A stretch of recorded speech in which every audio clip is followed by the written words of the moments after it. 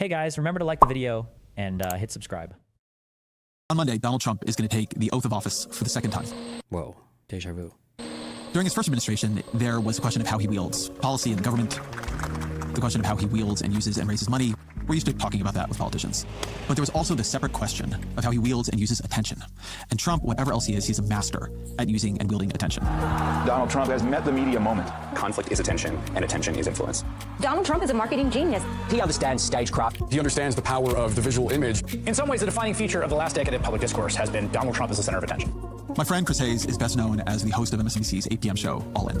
But he just wrote a great book called The Siren's Call, How Attention Became the World's Most Endangered Resource. True. I've read most of the books on attention out there.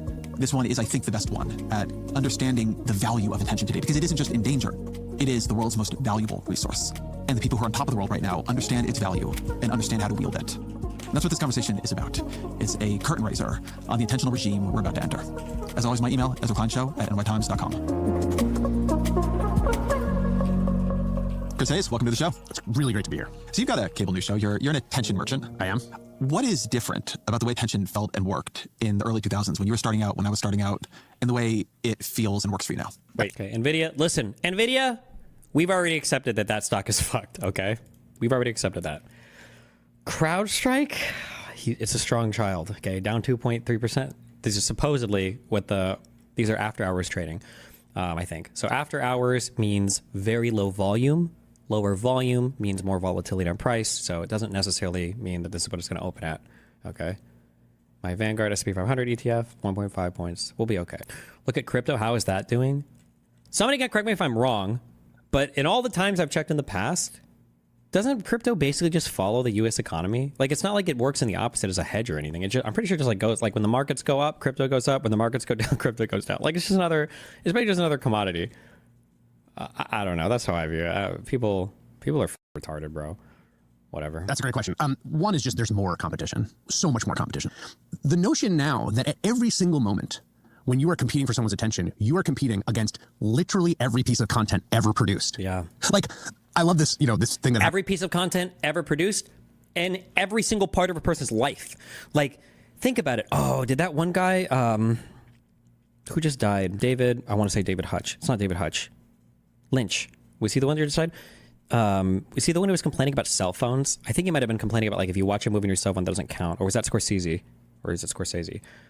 You're not just competing. Like, even in movie theaters, you're competing with people opening their cell phones. Like, the competition is fierce for people's attention. It's insane. Happened a few years ago where, like, Suits, which was a network show, that became like the most watched show on Netflix. And it's like, it never would have occurred to me back in 2013 that, like, I might be fighting for eyeballs with someone watching Suits. At every single moment that you are trying to get someone's attention now, the totality of human content is the library of your competition. Yeah. And that was not true. I think that was not true in 2000. I mean, it was definitely not true in 2000. It's weird going in a lifetime from the problem of too little content to too much. I remember being a kid and I'd read the cereal box. Absolutely. I would read anything around me. The most painful time as a kid was when you ran home and you turned on the TV and you'd hit that crucial moment where, like, Krillin just got killed by Frieza. And the next episode is going to be more fighting. And you're like, please God, let the next episode air. And then it goes back to the start of the season because the next set of episodes aren't out yet. And you're like, no. You just didn't know. We didn't have, like, an internet to tell us back then when the next season was coming out. So you just wait. You just tune in enraptured by the TV, not knowing if the next season was starting to air again or not, or if you were just going to repeat. And there was never enough. There were all kinds of times in my life when I was caught without anything to read. And now it never happens. There's so much of my life that would be better if I was caught without anything to read. But in my pocket is this portal to, what is pretty close to everything ever written. Pretty close. I mean, I remember a version of the Elias Sports Bureau's, like, sports baseball compendium of stats. And I just read who the top 40 ERA pitchers. When I was a kid, I knew the manufacturer suggested retail price of every single car on the road by year.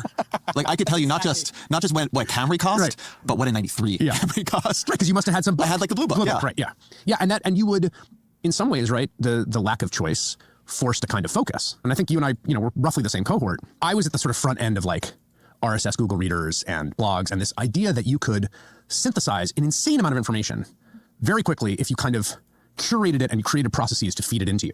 And those processes have gotten much harder, and they've been totally overwhelmed by the evolution, such that I now have a very hard time even figuring out what the funnel I'm trying to construct is. So it is hard sometimes, I think, when you've lived through attention and information changing as much as we have to take the long view. Yes. One thing I liked about your book a lot is it takes the long view. And I'd say the core argument is that what is happening to attention now is akin to what happened to human labor in the Industrial Revolution. Spin that out for me.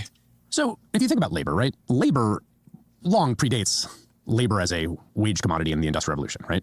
Human beings did stuff with their effort and toil from the time that they essentially evolved, right? Like if you're hunting, gathering, picking berries, that's work. And labor evolved into an agrarian feudal systems and all kinds of different ways of small shopkeepers that did work recognizably. But what happens in the Industrial Revolution is that human effort gets embedded in a set of institutions, legal institutions, market institutions, that commodify it so that every hour of wage labor is equal to every other hour of wage labor, and then sold on a market for a price. And that's an enormous transformation in the human experience. It's a total transformation in all social relations, political relations, economic relations, and also, crucially, the subjective experience of being alive in the world. I think something similar is happening with attention. And it started a while ago, the same way that the Industrial Revolution actually starts sort of earlier than we think of it at peak. But we're reaching a crescendo where this thing, attention, which predates it being commodified, people have always paid attention to stuff, is now this market commodity that's extracted and sold. But go deeper. What do you mean? What makes attention priceable and tradable now differently than it was before? Or is that not the ground of the analogy? Like go into the specifics of this. So there's a prehistory here, which is that from the birth of what we would call recognizably modern media, and the penny press and magazines are probably the first place that you would call it that, particularly Benjamin Day's New York Sun, which has the idea that you charge people a penny for a newspaper. You lose money on each newspaper, but you sell the advertising, right? So the thing you're selling is the audience. Modern media has had this model for a long time, and basically it's all been selling attention. Billboards, newspapers, magazines, radios, TV. You got a big ass chain, bruh? Nope. I can't order any online, so I never buy any new ones. I only got this one in New York. But because I get scared that if I buy shit online, it's gonna be fake. I'm gonna get scammed like a retard. There's a few things that make it a difference in kind now, I would say. One is the sophistication of how minutely you could capture people's attention and how quickly and sophisticatedly you could bring it to market. So you've now got these nanosecond auctions that are auctioning off your eyeballs in the moment you're loading a web page or in the moment that Instagram Reels is going through. So that's one change. The other is just the ubiquity. The TV can't travel with you. Magazines can, but eventually you read everything in the New Yorker and that's it. The birth of the smartphone produces a ubiquity of attention to be captured and sold that just represents a kind of break. Like it just wasn't like that before. One of the things happening in this era, the reason I think people are so interested in books about attention, I think there's a few chain shops in Miami. You really think in Miami or Miami Beach they would sell like jewelry? You think? It wasn't like that before. One of the things happening in this era, the reason I think people are so interested in books about attention, concerned about attention, is that the supply of attention is being changed and transformed by this process. It is being trained. Yep. My attention has been trained to want more than it used to want, to be more despairing when I can't get it. But also, I mean, the internet in a way, with just a much higher level of sophistication, turned into a massive experimentation. Oh, look, they're using my mic. These are re-20s, guys. How cute. For what works attentionally. It's just this endless gain of function biolab for attention. Like I really think of like a lot of social media as gain of function research for takes. Yeah. Where like if you tweak the take and tweak it and tweak it, at what point does it go viral? At what point does it go too viral and it like destroys your career? Right? Like you can escape the lab in a way. But there's something about not, I think, just seeing attention as a commodity, but seeing it as something that is manipulable, shapeable, changeable, such that our collective attention as a resource is changing that feels important in this. I agree. And I think, when you had... I don't know if they'll get into this, but this is something that I stumbled into this as a streamer. And by stumbled into it, I mean, I'm a genius and I figured all of this out on my own. But one of the things that I noticed that helps people move through controversy or remain relevant, one of the nice things that streamers have as an advantage is that when you're live a lot and you're streaming a lot, you're always part of like this ever evolving cultural movement. Your thumbprint is constantly being renewed on a particular thing, and it's harder to replace you or move you out of that picture as long as you continue to make content. As a streamer, we have the easiest content making jobs because we just go live and just talk, right? As opposed to a more like a video essayist or a writer, an author, or a filmmaker. And that just because of Donald Trump's, he's just like the perfect storm of attention whore, willingness to use social media, and being like part of a retarded political movement that sloganizes so well. I feel like one of Donald Trump's most important assets is his social media presence. Like you feel connected to your God. Like he's here constantly. Like, what does Trump think? Like, as much as you guys are in chat, like, when's Destiny streaming?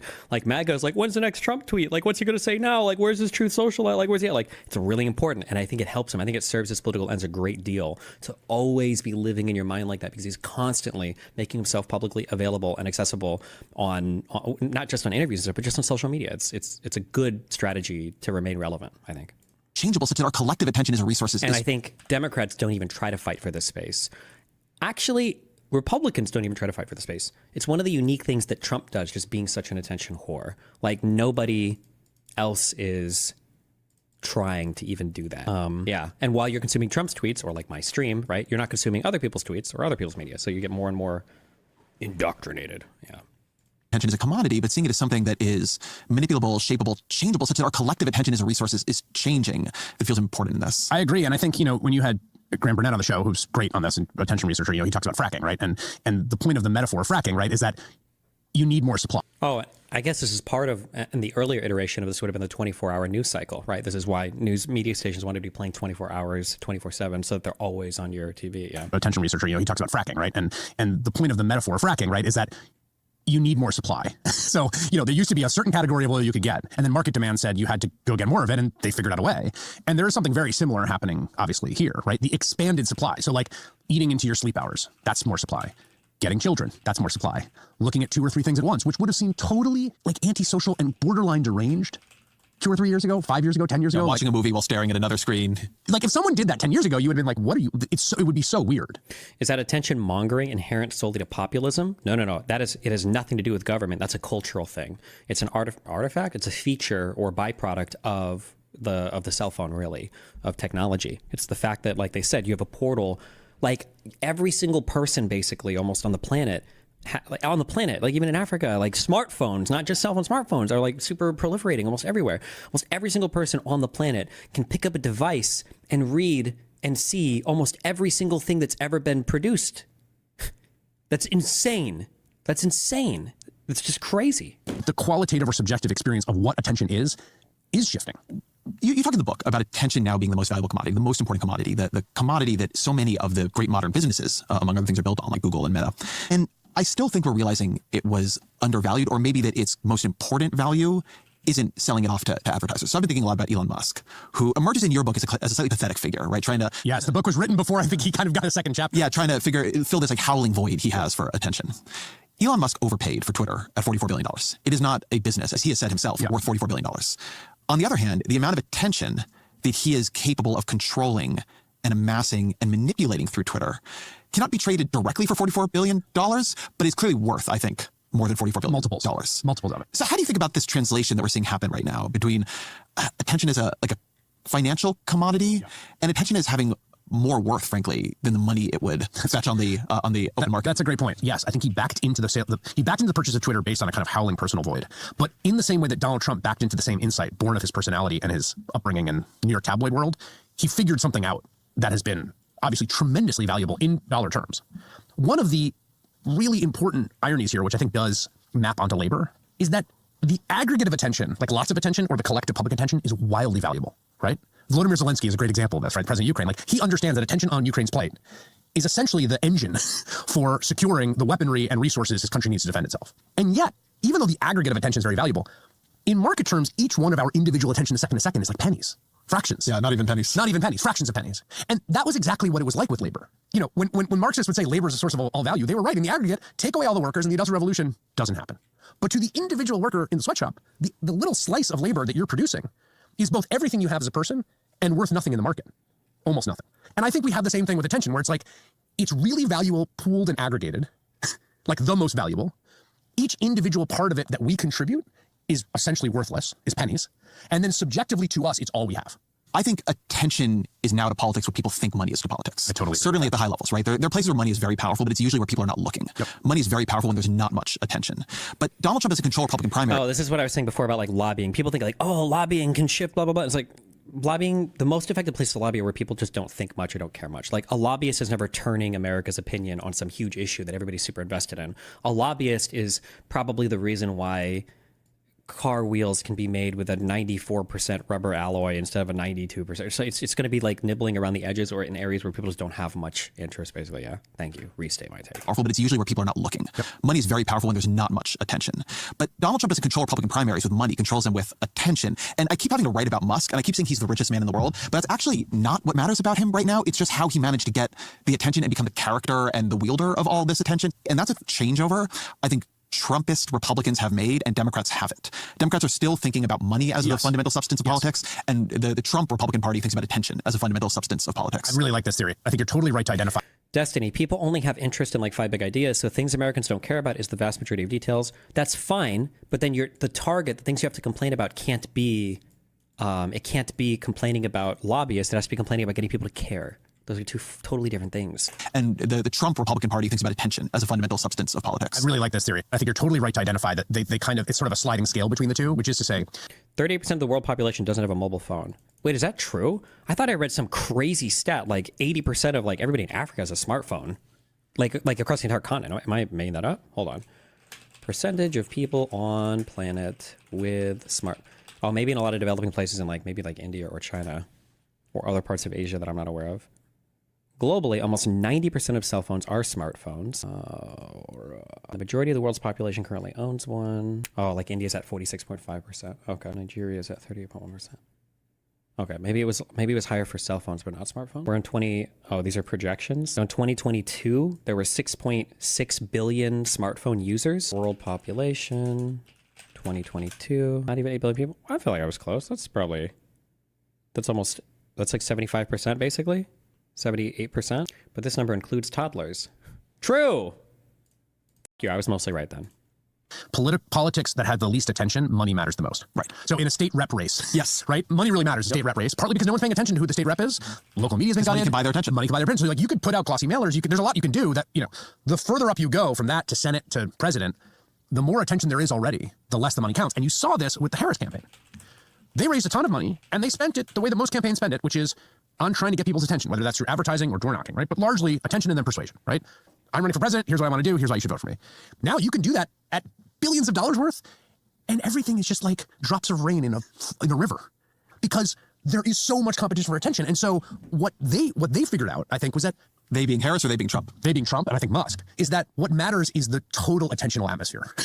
That in some ways it's kind of a sucker's game to try to like pop in and be like, I got an ad. Hey, do you like tax cuts? You like, what do you like? Like, all that's just going to whiz past people. Yeah. The sort of attentional atmosphere, that's where the fight is. And that's what Musk's Twitter purchase ended up being. And this is why the like a Joe Rogan appearance, or really a Joe Rogan political endorsement constantly every single day for 3-hour shows is worth so much more than like Jesus Christ coming down and endorsing your candidate and then assuming back up to heaven or whatever. An enormous, almost like Archimedean lever on the... Assumpting? What's it called when you go to heaven? It's an assumption, right? You say assuming back to heaven? I don't know what the word is. Ascend? No, not ascend. There's a specific word for the assumption of a person goes up to, or is this only a Catholic word? Or wait, is that when a living person goes to heaven? I don't remember. Maybe it's only in a living person. Don't know, don't care. Cringe. Electorate. I think this is right. I think there's another distinction between Democrats and Republicans here, which is that I think Democrats still believe that the type of attention you get is the most important thing. If your choice is between a lot of negative attention and no attention, go for no attention. And at least the Trump side of the Republican Party believes that the volume, the sum total of attention is the most important thing. And a lot of negative attention, not only fine, maybe great, right? Because there's so much attentional energy and conflict.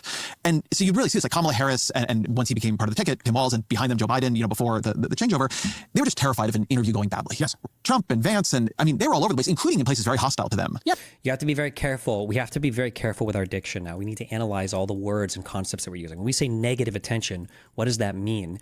Because while Trump, from our appearance, is like, wow, Trump is okay even with negative attention, what we perceive as being negative attention was not negative attention for him or his followers. Like, that was the game that they played. It's almost impossible to have negative attention for Trump, because he's either doing something good, in which case it's positive attention, or he's doing something bad, in which case it's like an epic Cecius Maximus moment, and then it's like funny and it's good attention still. So like, it's really hard for there to even be negative attention for Trump just because of the fan base that he's cultivated. Yeah, and Vance had a ton of interviews that went badly. Yeah, but they were everywhere. Yeah. Because they cared about the volume of attention and were completely fine with the energy that negative attention could unlock. I think this is the key insight, the key transformational insight of Donald Trump to politics. J6 was hugely unpopular, no? Yeah, I think J6 was actually unpopular, yeah. But it's because if they would have won, though, it would have been mega popular. But it was largely eroded over the years, and people cared less when he was still able to play that attention game. So generally in politics, you want to get people's attention for the project of persuading them. Friends, Roman countrymen, lend me your ears, Mark Anthony says, before he proceeds to attempt to persuade them, right? What Trump figured out is that in the attention age, in this sort of war of all against all, actually just getting attention matters more than whatever comes after it. And one way, reliably, to get people's attention is negative attention. Like, if you insult people, act outrageously, I mean, this is literally, there was a commercial model for this. You just got to be so careful how you phrase this. And maybe they'll get into this, but like, you're calling it negative attention, but it's not negative. It's epic and it's hilarious. And Bannon did a good job at like shaping Trump's activities and the way that he would orient himself, you know, towards this attention economy in a very smart way. When you say, oh, he's being negative by calling people names and stuff, that's not negative to his fan base. That's epic and hilarious. It's not negative, right? But maybe they'll flesh that out more.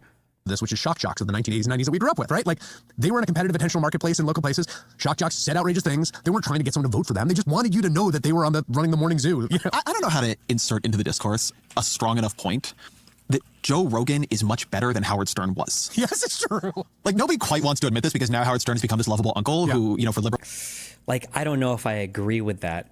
Joe Rogan is better than what Howard Stern was. Like, the question is like, what's better? What's better, a crackhead or like, what's better, a crackhead and a heroin fiend or like an alcoholic? Like, like which one is better there? It's like, well, probably the alcoholic, I would imagine, right? But it's like, okay, well, what's better? Or I guess what's worse, I guess, right? Like, so the alcoholic's probably better than the crackhead heroin fiend, right? But like, okay, well, now what's better? The crackhead heroin fiend who's a homeless dude or a janitor, or the alcoholic that's like a neurosurgeon? Well, okay, well, now like probably the alcoholic is worse because I expect this guy to do neurosurgery. It's not good that the janitor guy is like heroin and crack addicted, but he's just a janitor, right? Howard Stern was probably worse in terms of morality and like crazy shit or whatever, maybe, than Joe Rogan. But I feel like this is emotionally vibed because I was never a big Howard Stern content consumer.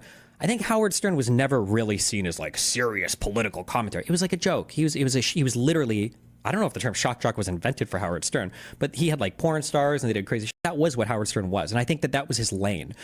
Joe Rogan is seen as a serious source of political news and information in the United States.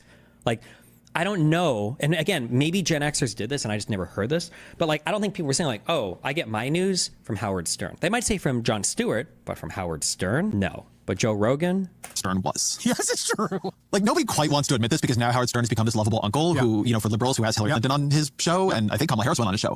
But I think Rogan is the inheritor of Stern, basically. And, you know, Rogan has become much more right-wing in the past couple of years. But compared to what Stern was, Rogan is just smarter and preferable. I think that's probably true. But what I find crazy... If Rogan just did an entertainment show that people just watch to laugh at, sure. But Rogan is like platforming, like Rogan is arguably one of the largest instigators of the new anti-vax, anti-med feelings in the United States. Maybe it'll proliferate to the world right now. Like, he was platforming all the would anybody know who Dr. Robert Malone was without Rogan platforming him? All of the crazy ivermectin shit that he also like accelerated into orbit. And yeah, I don't know, man. Crazy is the shock jock model has now become a successful model in politics. Okay, but now I think we need to have like a moment of caution because there's a tendency right now, because Donald Trump won the popular vote by like 1.5 percentage points, which is a terrible win in like the annals of American politics, right? And yet there's just like no doubt that Trump and his tendency right now, because Donald Trump won the popular vote by like 1.5 percentage points, which is... I thought it was within a point. Am I crazy? Popular vote. Maybe this is a really old show. 2024. Sorry. Presidential election. Wikipedia. Fuck you. Somebody said 1.4%. Was it that much? Okay, it was 1.5 points. 49.8 to 48.3. It's a terrible win in like the annals of American politics, right? And yet there's just like no doubt that Trump and his broad cultural side... These dudes don't mean capital G good. They mean good in the attention paradigm. I don't know. It sounded like they were saying Rogan was a bit morally better than Howard Stern. That was the vibe that I got from that. Did I misunderstand? That's what it sounded like they were saying. No, they weren't. I don't think so. Wait, let me re-listen. Sorry, hold on. In the attention age, in this sort of war of all against all, actually just getting attention matters more than whatever comes after it. And one way, reliably, to get people's attention is negative attention. Like, if you insult people, act outrageously, I mean, this is literally, there was a commercial model for this, which is shock jocks of the 1980s and 90s that we grew up with, right? Like, they were in a competitive attentional marketplace in local places. Shock jocks said outrageous things. They weren't trying to get someone to vote for them. They just wanted you to know that they were on the running the morning zoo. You know? I don't know how to insert into the discourse a strong enough point that Joe Rogan is much better than Howard Stern was. Yes, it's true. Like, nobody quite wants to admit this because now Howard Stern has become this lovable uncle who, you know, for liberals, who has Hillary Clinton on his show, and I think Kamala Harris went on his show. But I think Rogan is the inheritor of Stern, basically. I guess if they just mean he's just better at getting people's attention, then why would people just don't want to admit that because now he's more lovable. I guess that could be. That's just a weird comparison. I can't tell actually. It sounds like they're saying Rogan might be better at getting attention. I don't even know if that's true though. Wasn't Howard Stern incredibly popular? I don't know actually. It's not that important. But. And, you know, Rogan has become much more right-wing in the past couple of years, but compared to what Stern was, Rogan is just smarter and preferable. Well, no, they are saying, no, hold on, my original interpretation was correct. Now they're saying because Rogan's right-wing, yeah. So they are saying that Rogan is better than Stern, but Stern was in his lane, I think. Right now. I think that's probably true, but what I find crazy is the shock jock model has now become a successful model in politics. Okay, but now I think we need to have like a moment of caution, because there's a tendency right now, because Donald Trump won the popular vote by like 1.5 percentage points, which is a terrible win in like the annals of American politics, right? And yet there's just like no doubt that Trump and his broad cultural side have won some kind of cultural and attentional victory that is much bigger in its feeling than the actual electoral victory. So some of these things both feel true. Like, I'm not sure this works as well in politics, but in terms of changing the culture, like his win has changed the culture immediately in a way that I would not have foreseen and does not reflect.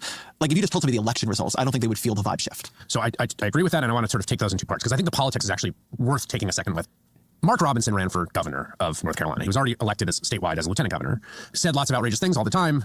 He was discovered to be, almost certainly, I think he denies it, but it seems to be pretty plausible, a commenter on the Nude Africa site where he said all sorts of wildly offensive things, including, "I am a black Nazi." Robinson lost that race in North Carolina, a state Trump carried. It's probably like a +1 or 2 Republican state at national level. It didn't work for him. Like, there was a lot of attention market. Carrie Lake, courted negative attention, lost 2 successive statewide races. Doug Mastriano. This is a huge issue that I don't know if Trump is going to be able to overcome. Or actually, no, Trump did not overcome this. I think Trump arguably failed this in the last election in 2024. I think Trump tends to overperform his ticket pretty significantly. And I think that people view that as a success of Trump, but I think it's actually one of his weaknesses.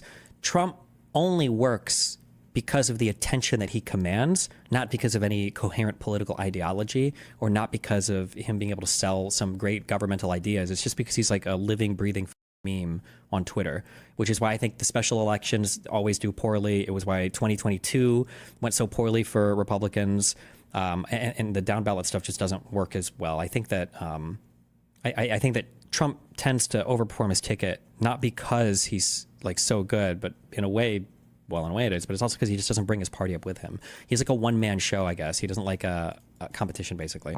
I could go down the list. So there's something really fascinating. J.D. Vance underperformed in Ohio considerably. So there is something happening where it has not proven to be a replicable strategy. That the old logic that we were just talking about the Democrats having and being outdated still does hold in a lot of races.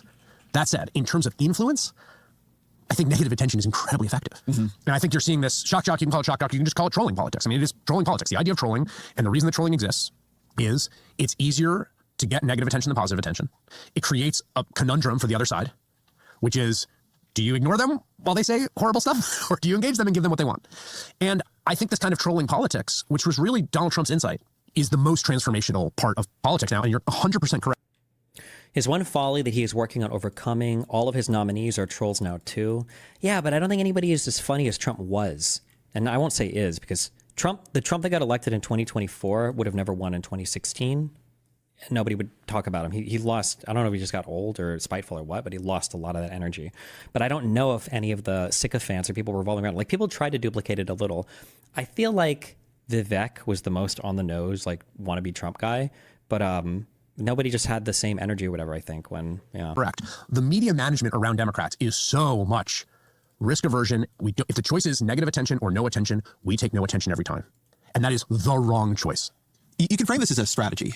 And clearly people who are not temperamentally suited to the strategy, like Vance and Rubio and others, have tried it on with varying degrees of fit at different times.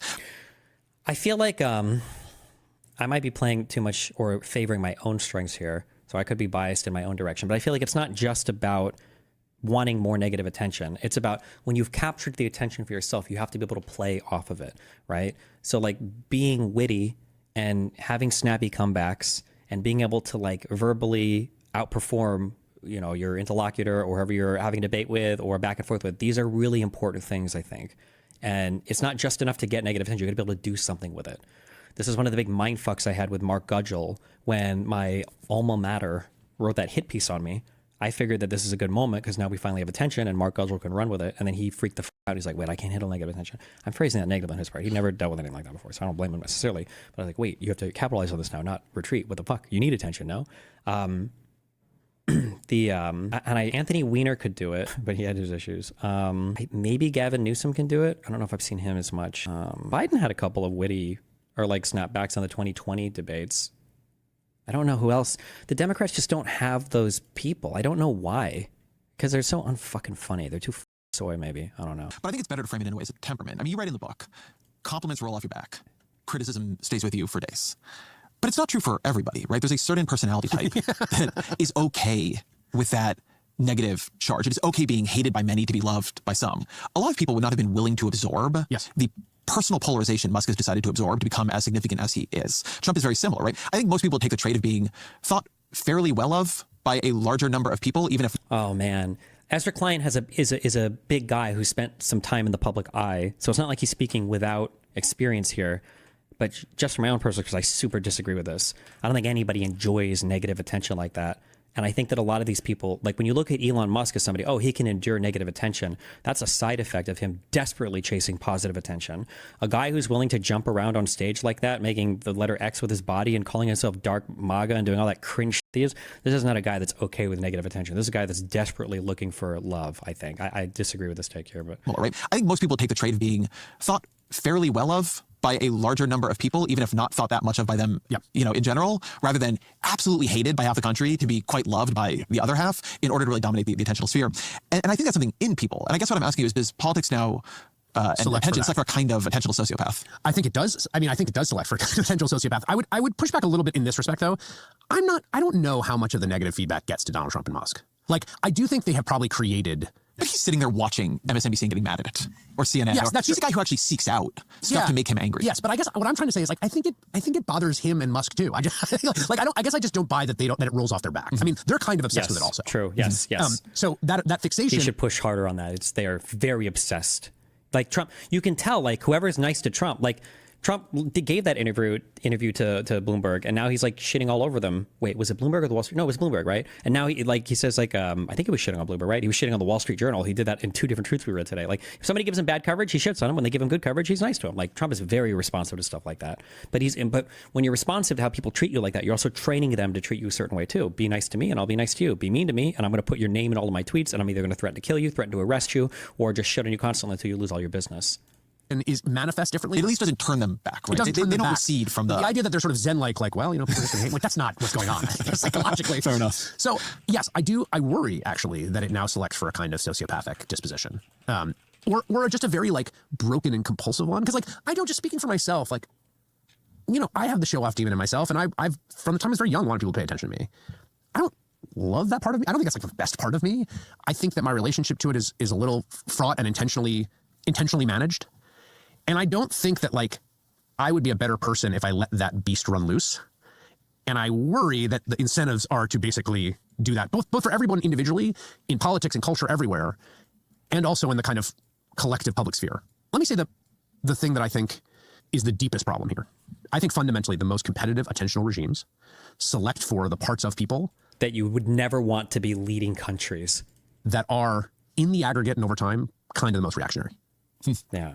That's the deeper problem. The types of people that obsess over this type of attention, the types of people that want to be loved by everybody and to constantly be in everybody's mind they're not good people for leading companies, or for sometimes you have to tank on popularity. Sometimes you have to do things that are the most popular. Sometimes you have to act in a way that just isn't going to net you the most amount of favorable attention at all points in time. You don't want a guy who's looking for applause to be leading your country or your company. Worry about tabloid coverage of crime. Tabloid coverage from crime, which literally goes back to Benjamin Day's New York Sun. He was the first New York newspaper to have a court reporter who went to the court and said, wrote down what he heard, right? Tabloid coverage of crime 100% has an ideological valence that is conservative, reactionary. So I think generally competitive attention markets select for negativity. They select for all kinds of things that are generally lead people towards their sort of most reactionary selves.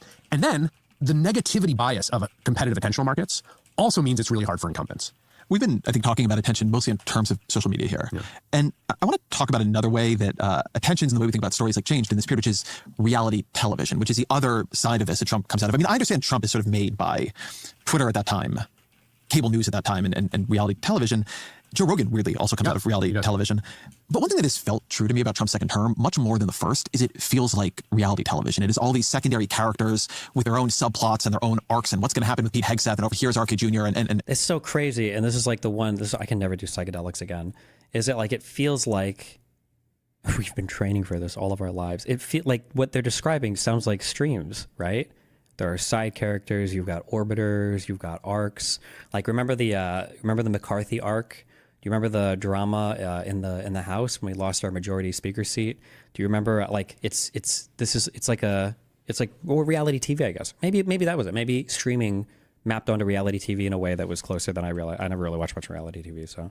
But one thing that has felt true to me about Trump's second term, much more than the first, is it feels like reality television. It is all these secondary characters with their own subplots and their own arcs and what's going to happen with Pete Hegseth and over here's RK Jr. and Musk. Trump is playing much more than he did in the first. In the first term, Trump was the only character of the Trump administration.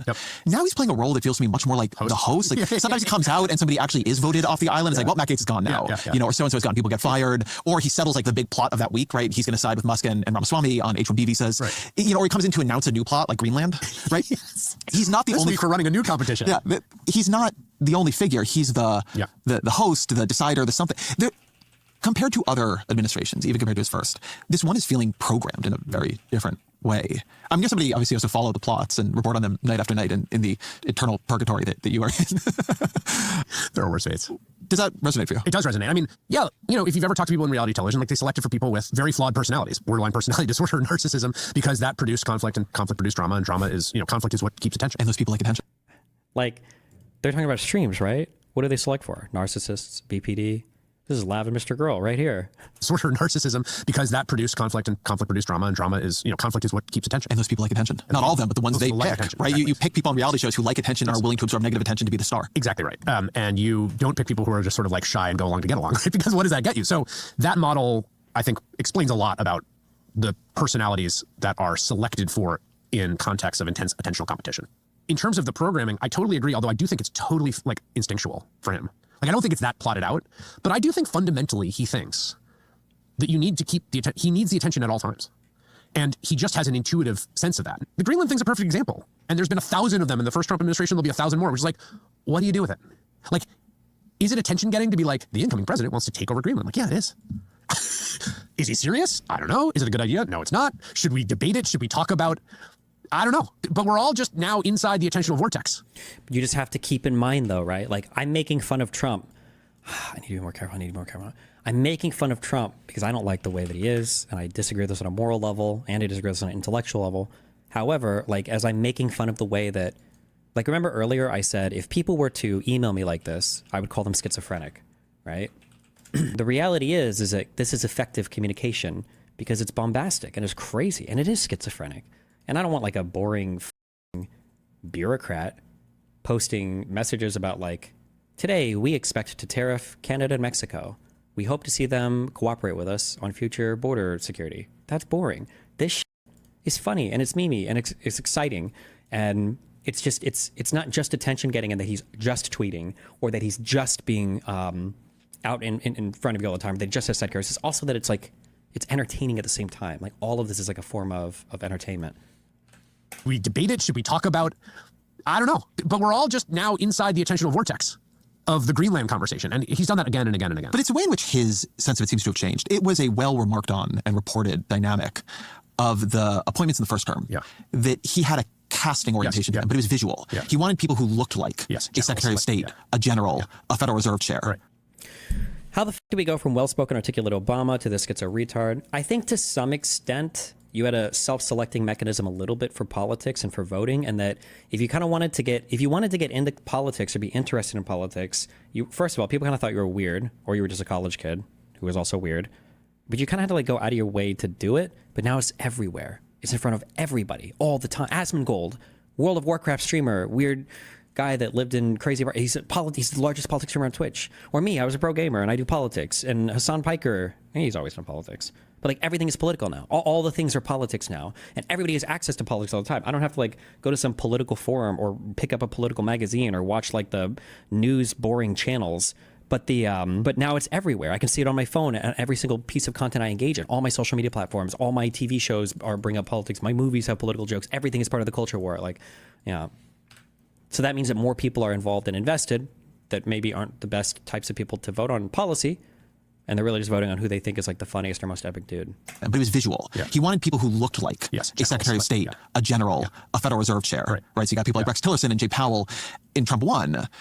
He is building characters and selecting people who are good at going on podcasts, for instance, or being on TV in Trump 2. Yes, I mean, that latter point, I think he is selecting for people that will keep attention and communicate, for sure. I mean, I still think there's a certain amount of casting look to it, with all of, we should note, like all of the biases that come with that, right? Like if you're looking for a general on central casting, you're looking for a white man, right? Which is part of, I think. Yeah, but you're not looking for Pete Hegseth. I guess, although I also think there's a certain amount of like, who does he see up on the TV? No, I think there's that, but I mean, it's a different story, right? I mean, Pete Hegseth is a different kind of character. I mean, he's an underdog in the thing he's Jim going into now. For sure. Right? Like he's, it's more the sort of like a soldier who's going to take over and disrupt the thing. Look, I'm not saying it's all planned out. I'm just saying that there's been a way this feels different. Oh, definitely. I mean, I think there's also an Occam's razor. Well, I don't know. I also think the man is the oldest man ever to be elected to be president of the United States, and like maybe doesn't want to spend as much time doing everything. And kind of, if someone says, in this season, we're going to let you, like last season of the show, you had really long shooting days. This season, we're going to front some other characters, so like we can cut your shooting days in half. Like, I think there's a little bit of that happening now. I want to ask about the Democrats in relationship to this. And I guess one way to do it is that since the election, I mean, any room with 6 Democrats is a postmortem now, whether formally or informally. Personally, my favorite. I'd like to keep this going for years. There are parts of the postmortem that are divisive in the party, right? Yep. Did they, move too far left, or actually did they moderate too much? And what about Gaza? And the one that every room of this I'm in, everybody agrees on is, and it's always said the same way, is that Democrats have a media problem. Yeah. I'm curious what you think that means. Well, I think there's 2 components. We need Jon Stewart, the old one, not the new one, Jesus. You need to have funny, personable people that people like and are cool. Like, it's soy and shitty to be not even just a progressive, but even a liberal. It's like soy and shitty. Like, if you think of liberal, it's like, oh boy, time to put away the fun words, and now it's time to be boring, and land acknowledgements and pronouns and blah, blah, blah. And it's like, oh, here are the conservatives. Hell yeah. Bust out the slurs and the Trump clips, baby. Let's go. Like, it's just like cringe and boring. Democrats have a media problem. Yeah. I'm curious what you think that means. Well, I think there's 2 components to that. One, I think you cannot avoid is that whatever you think about Joe Biden's abilities to be president in the sense of doing the job day to day, he was very clearly, and I think irrefutably, incapable of occupying the bully pulpit. Like, I just don't think there's any debate or argument on the other side. Like, empirically, he gave fewer interviews, he gave fewer press conferences. Go watch Barack Obama be president, or George W. Bush, or all these people to Joe Biden. Like, it just was the case that I think largely due to his age, he was not capable of focusing and occupying the attentional space at the center of the presidency. It is possible that his age factored in here in terms of bully pulpit, or in terms of attention getting abilities. However, Biden did come in saying his job explicitly was to work together and to heal the soul and to be a president for both sides of America and blah, blah, blah. And if that was his goal, things like bully pulpiting wouldn't have really furthered it. And he was able to, if his mission was on the legislative agenda, he surpassed wildly everybody's expectations for that. But if you just wanted him to be like a Trump 2.0, he failed miserably there. I don't think he came in to do that. I don't think he could have done that, to be fair as well, whether because of age or demeanor or anything else. But so you got to start with that. Would it have worked? I don't know. I believe Joe Biden in 67 wins re-election. That he can tell a story about his own record. If you want my counterfactual on this. That's basically what I think. Maybe. I kind of agree with that. And I'll say, I kind of agree with that. Because this is arising with like all the fury I felt about it all year. Going back a year, I talked to people, I will say, because of the way that... What does bully pulpit mean? It seems like random buzzwords that means get people to do stuff. I think it means that, like, if you don't play ball with me, I'm going to crush you. That's the hardest version of it. So, like, when Trump says, this guy is not working with me... We're going to remember that. You're getting primaried, motherfucker. You're out of here if you don't play ball. Like that. Trump probably lives on the bully pulpit. Trump is constantly signaling to people, making up nicknames for people that don't play ball, being nice to people that do, calling out people who he's going to try to help primary if they don't play ball with him or cooperate with him in some way. Like, he does this constantly. About it all year. Going back a year, I talked to people, I will say, because of the way this conversation's happened at the absolute highest level of the Biden administration. And one thing that they were not shy about saying when I was making these arguments before I even made them publicly about, can this guy really run again, is I would hear something like, look, Joe Biden can perform the presidency, but he can't perform the presidency, was a wake up put to me. And they still thought it was okay to run Yeah, him again. you gotta do both. Which shows an unbelievable devaluing at the highest levels of democratic politics of attention. So, okay, so that they thought connects. like it was okay that they could just make this argument. Like, this guy can't perform it, but, you know, I mean, that's entertainment. This is a presidency. It's not about, you know, who's the best celebrity or who can go on Jimmy Kimmel, but Yeah, but it's, again, this is retrospectively, it's very easy to say this, but like prospectively, think about it. Trump versus Biden. Do you think that entertainment matters or what's actually happening in the United States matters more?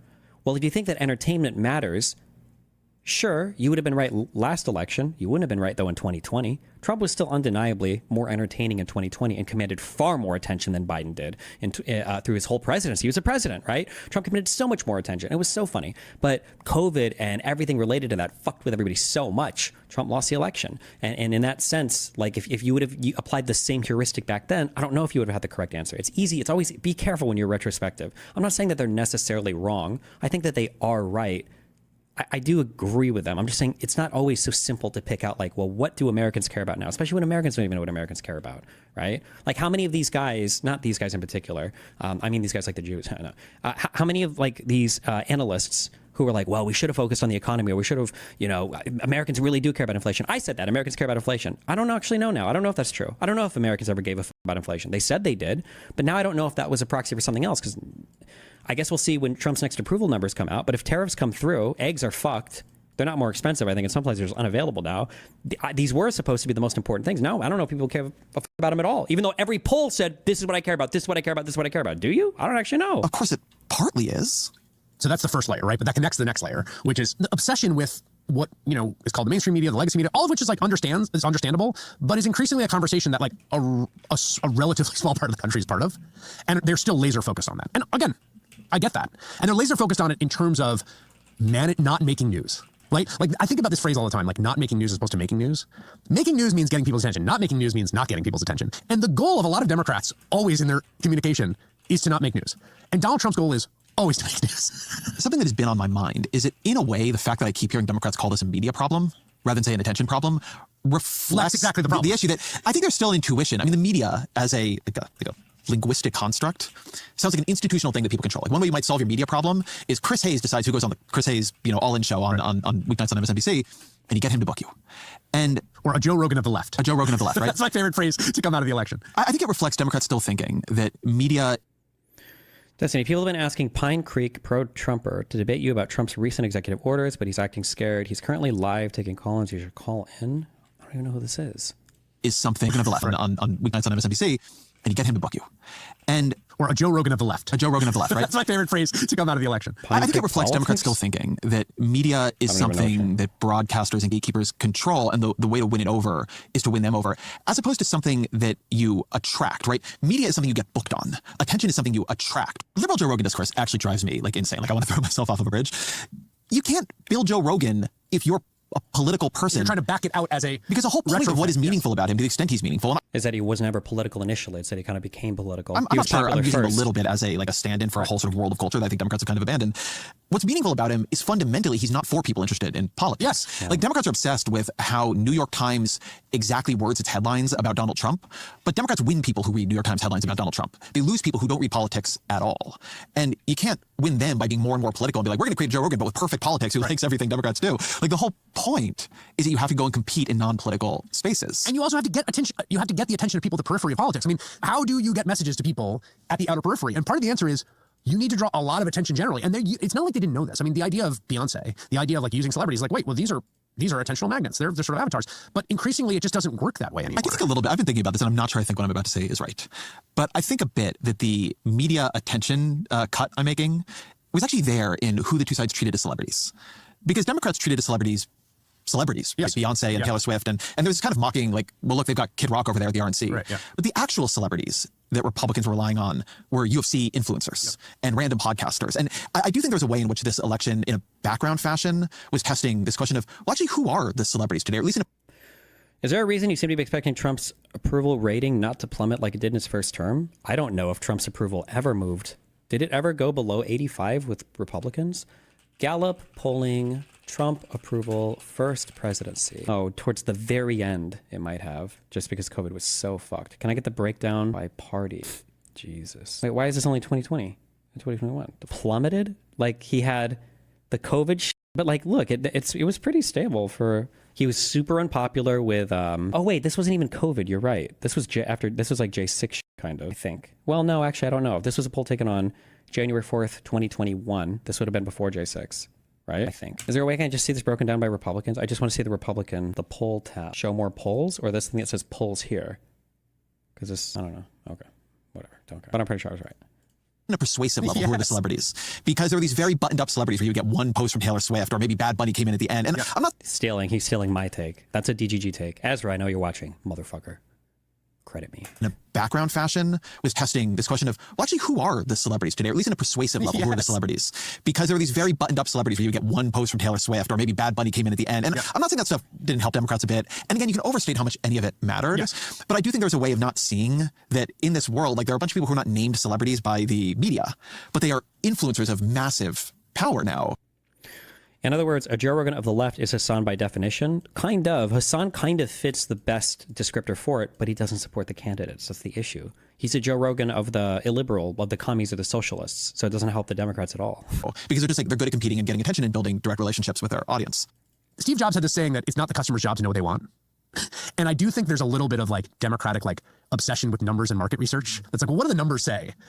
And part of this is just innovation and improvisation and trying new stuff that hasn't been tried before, as opposed to backing out what you think the expectation is. And that's really true, I think, with attention entrepreneurship, which is not just to like look what does best in the algorithm and not just look at the data, but to try new things. Like, I don't love Joe Rogan's politics, but Rogan's a really good podcast. It's a really good show. I have listened intermittently for years, particularly I used to more than I do now. I've listened to Rogan podcast where he does 2.5 hours with an astrophysicist. And they're totally fascinating. I mean, part of the problem too, as I sort of think this through, right, there is an asymmetry about risk. And I'm trying to figure out how, like, it just is the case that, like, a gaffe for a Democratic politician is going to people say his politics. But Rogan's a really good podcast. It's a really good show. You just disagree there's a good podcast? I've listened intermittently for years, particularly I used to more than I do now. I've listened to Rogan podcast where he does 2.5 hours with an astrophysicist. And they're totally fascinating. I mean, part of the problem too, as I sort of think this through, right, there is an asymmetry about risk. And I'm trying to figure out how, like, it just is the case that, like, a gaffe for a Democratic politician is going to kind of stick out more. And yes, thank you. True. Another stolen Destiny take. Wow, this is cute. So you guys you make these little shows, you watch a couple Destiny streams beforehand, and then you go and you rehash my takes, and then you take credit for them. Disgusting. Stick more. Partly, I think, as a self-enforcing cycle, which is that if you do less media, then the gaffes stick more. And partly because, well, I'll do this take and then you can cut it out. We're definitely not cutting it out now. Well, this take has nothing to do with attention, but here's my take. Okay. You're at a restaurant with your kids. And the kid over there, and the kid at the other table throws food everywhere and nobody gives a fuck. But if you're an adult and you throw one breadstick, everybody's looking at you like you're crazy. Their table is just same age, just acting like crazy, watching a screen, doesn't have their napkin, making a mess. And your kid says, well, they don't have to do it. And I'm like, I don't care about them. It's not my kid. I feel like that's how the mainstream media basically treats the Democratic Party. True. And I think it's partly the flip side of a correct conservative critique, which is that the vast majority of people who work in the mainstream media are products of a cultural milieu that is generally center-left in Democratic voting. But it means that they hold Democrats to higher standards. Yeah, which and is like, so Jimmy Vance and Donald cringe. Trump are those other kids at the table. I don't care what they do. They're not my kids. And I truly believe this is true. That's gonna get me in trouble. I don't care. I do think there's something to it, but I think there's one more link in Okay, that was not that hot of a take, but okay. the chain, which is that the issue is that the people who vote for Democrats are influenced, like, to the mainstream media is influenced, right? Exactly. And I mean, it isn't the case, right? Or rather, it is the case that there are things Republicans can do in the media that are problems for them. Is it? Like what? Give me an example. Like being mean to Trump? Oh, he's about to give an example because this is a real show, not Joe Rogan. But what's he going to say? What was a problem for them? Did Trump do anything bad? The H-1B stuff, kind of, but that was already after the election. What's he going to say? Like, in certain ways, not be anti-immigrant enough. Yeah. Right? I don't know. I feel like Trump's messaging on immigration like has gone to different places a lot. I don't know if they ever got punished for that. Did they? You know, or say Donald Trump did not win the 2020 election. True. They have their own gap. They have their own gap. I mean, it seems like all of them have no problems not saying that the election was fair. I don't know. Did they really get punished for that? I feel like Fauci has gotten more for engineering COVID and gain of function research as a bioweapon than Trump has had for denying the 2020 election. Yeah. They're just different. Yes. And they're, because the mainstream media for them is in the role of enemy. For the mainstream media to be mad at them doesn't, like, that's already the storyline. Right. So I was running these numbers because I was going to write a column about this, but I don't think I am now. So I'll say it to you instead, which is that by 2000, Fox News is it is a big enough force that one can take it seriously. Conservative talk radio is mature and is a big deal. So look at the 7 elections since 2000, presidential elections. Republicans win the popular vote in 2. Yep. In the 7 before, they win it in 4. Yep. Now, we know that Fox News persuades people to go right. And we know that Fox News is watched by people. And yet we also know that Republicans are performing worse as Fox News and right-wing media become more powerful. And I would think the reason for that is that Fox News has made Republicans weirder. Oh, yes. And like detached them from, the center. I don't think Donald Trump is electorally optimal himself. And so there's this weird way where you got to be very careful with this idea of like, I want this propaganda machine. Yes. Because the first person the propaganda machine is going to convince is you. That's exactly right. And we see this in race after race after race. I mean, this has really been one of the stories of the MAGA era, is bad Republican candidates at all levels losing winnable races that they probably should have won because they were adhering to the exact same attentional incentives that produced Donald Trump up at the top. And this happens in all kinds of races. I mean, even races that they win that are way closer than they should be.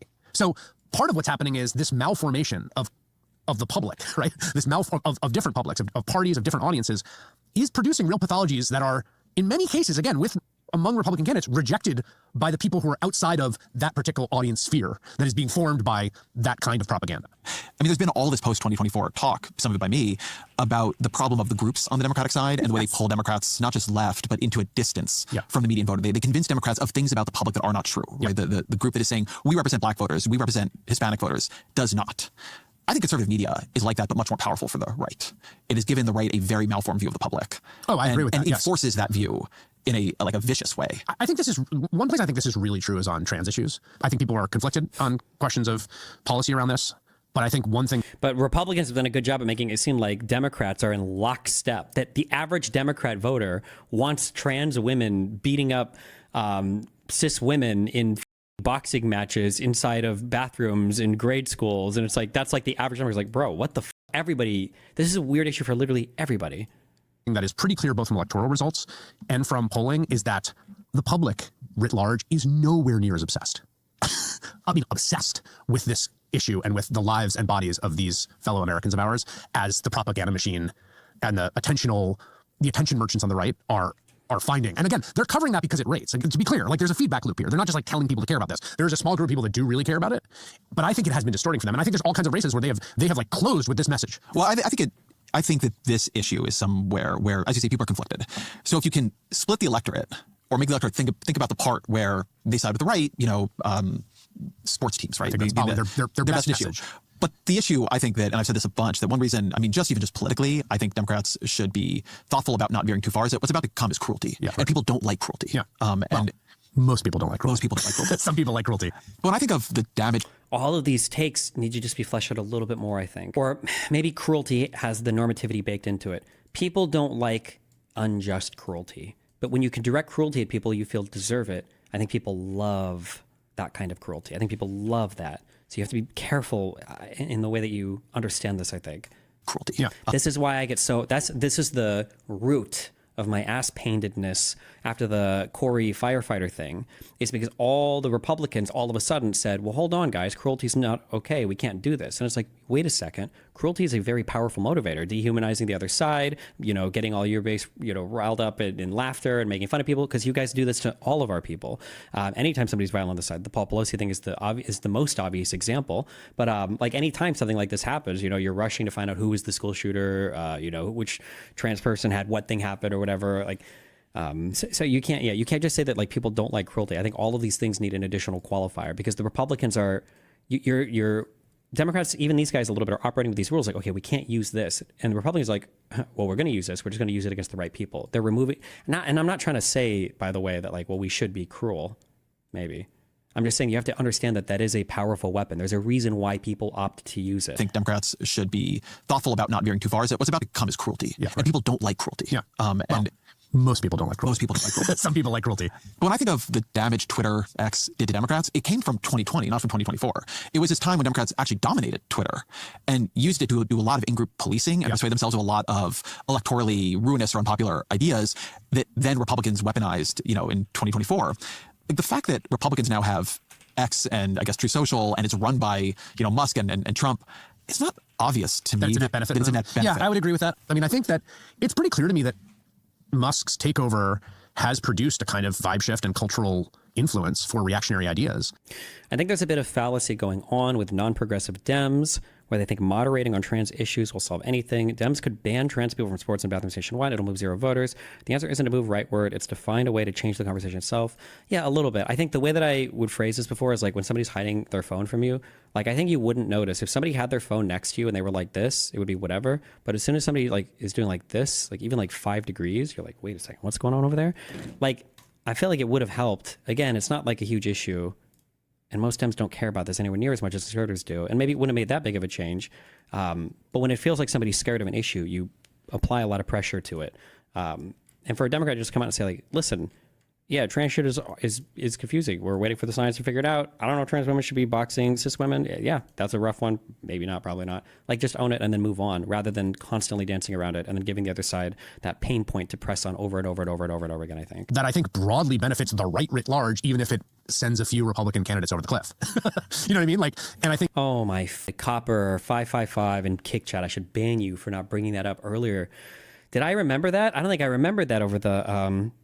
Did I remember that over the Piers Morgan arc? That's absolutely right. I think Tim Pool and other people were basically celebrating when that Ryan Carson guy got stabbed in New York. And they're like, oh, look, he voted for this. Ah, look at that. Well, look what you got. You got what you voted for. Ah, look. And they kind of do it with Californians a little bit. But yeah, that's absolutely true. That the response to that was unhinged. It was crazy. That was crazy. Tim Pool's messages about that. It's the right writ large, even if it sends a few Republican candidates over the cliff. You know what I mean? Like, and I think that, so I think there's trade-offs between that, honestly. And I think that's probably true. That's true for Democrats too. Like sometimes there are trade-offs between ideas moving public opinion in one direction or another, or normalizing things that seem ultra or radical that may cost a few candidates elections. And I think that those trade-offs go in both directions. The other thing is like, there's consequences here that are more than political. Like literally tens of thousands of people died that shouldn't have died during the pandemic because they didn't get vaccinated. At least, yeah.